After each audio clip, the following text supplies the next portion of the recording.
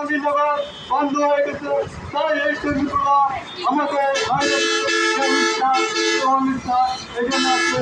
তাই আমরা বিভিন্ন এই বিয়ের ভিতরে তাদের বিশ্লেষণ আমাদের আসা হয়।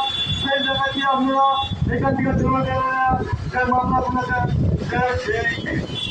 মামলাগুলোকে তাদেরকে হয়রানি আমাদের এখন যে করোনায় করছি আমাদের এখন দায়বদ্ধ করো আমাদের এখন ইন্ডিয়ার খাওয়া দায় আমাদের করি।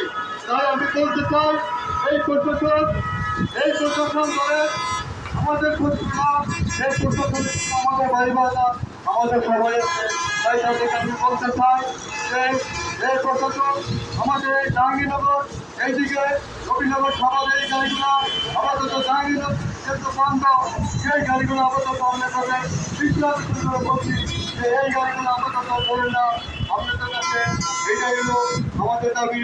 তাই যেটা বলছি আজকে যে আমাদের শ্রমিকের যে অবস্থানে আসছি আমরা সেটা হলো এখন যে সকালে যে জায়গাটা সেই সমাজের জায়গা আছে এখন এইভাবে আমাদের বর্তমান পরিস্থিতি এখন বর্তমান থেকে আমাদের